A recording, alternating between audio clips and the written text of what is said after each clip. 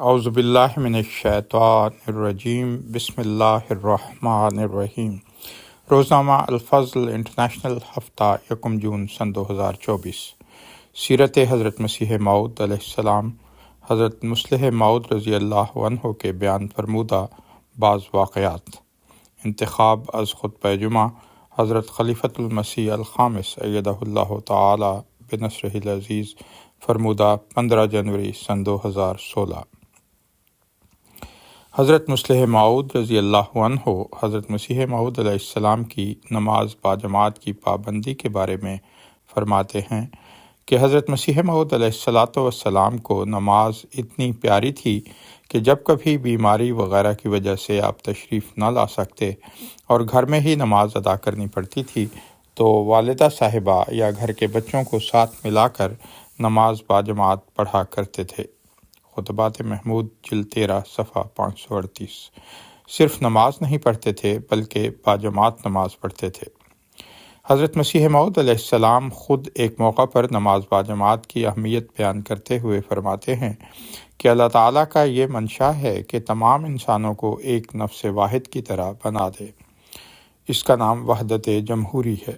آپ نے فرمایا کہ مذہب سے بھی یہی منشا ہوتا ہے کہ تسبیح کے دانوں کی طرح وحدت جمہوری کے ایک دھاگے میں سب پروئے جائیں۔ مذہب وہی ہے جو سب کو اکٹھا کر دے، ایک بنا دے۔ فرمایا کہ یہ نمازیں باجماعت جو ادا کی جاتی ہیں وہ بھی اس وحدت کے لیے ہی ہیں تاکہ کل نمازیوں کا ایک وجود شمار کیا جاوے، اور آپس میں مل کر کھڑے ہونے کا حکم اس لیے ہے کہ جس کے پاس زیادہ نور ہے وہ دوسرے کمزور میں سرایت کر کے اسے قوت دے، یعنی نمازی ایک دوسرے سے قوت حاصل کریں۔ فرمایا اس وحدت جمہوری کو پیدا کرنے اور قائم رکھنے کی ابتدا اس طرح سے اللہ تعالیٰ نے کی ہے کہ اول یہ حکم دیا کہ ہر ایک محلے والے 5 وقت نمازوں کو باجماعت محلے کی مسجد میں ادا کریں تاکہ اخلاق کا تبادلہ آپس میں ہو اور انوار مل کر کمزوری کو دور کریں اور آپس میں تعارف ہو کر انس پیدا ہو جاوے۔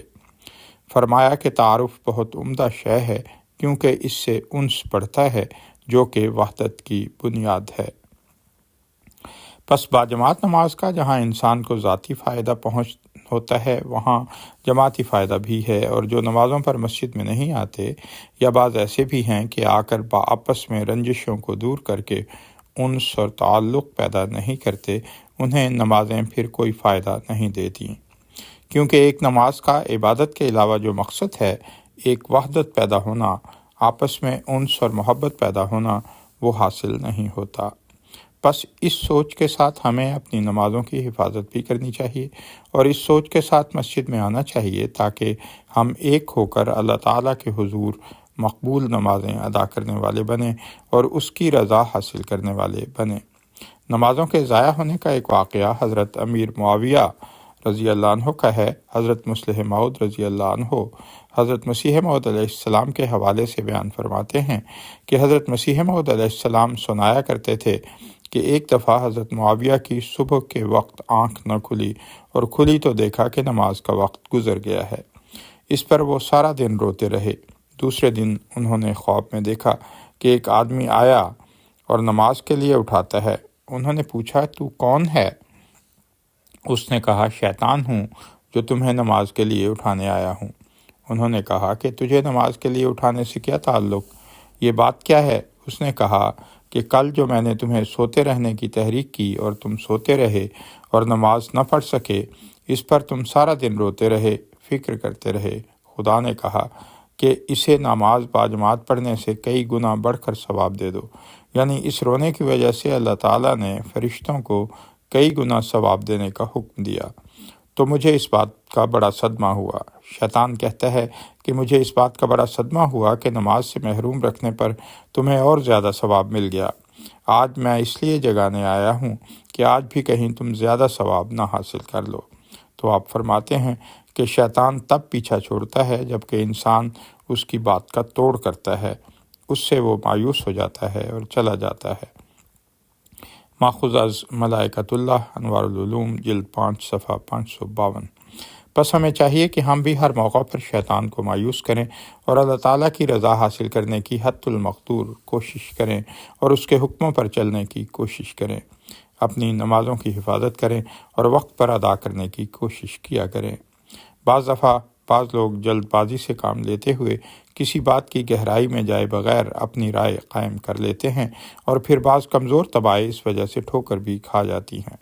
ایک واقعہ کا ذکر کرتے ہوئے حضرت مسلح موعود رضی اللہ تعالی عنہ فرماتے ہیں کہ ایک دعوت میں نے ایک شخص کو بائیں ہاتھ سے پانی پینے سے روکا۔ بائیں ہاتھ سے پانی پی رہا تھا۔ میں نے اسے کہا کہ اگر کوئی جائز عذر نہیں ہے تو دائیں ہاتھ سے پانی پیو۔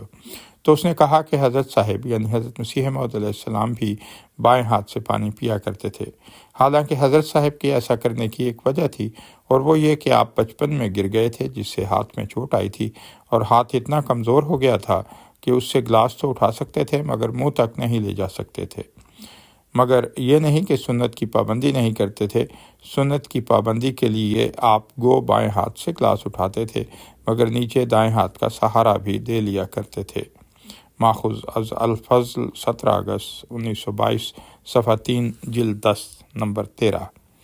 تو دشمن کو جہاں جلد بازی بدزنی کروا رہی ہے اور وہاں اپنے جو ہیں ان کی ناسمجھی اور جلد بازی کی سوچ اس بات پر حاوی ہو گئی ہے کہ نعوذ باللہ حضرت مسیح موعود علیہ السلام سنت کے خلاف یہ حرکت کر رہے تھے، حالانکہ ان کو وجہ معلوم کرنی چاہیے تھی، اور جب حضرت مسلح موعود نے روکا تو رک جانا چاہیے تھا اور پوچھنا چاہیے تھا اس کی کیا وجہ تھی۔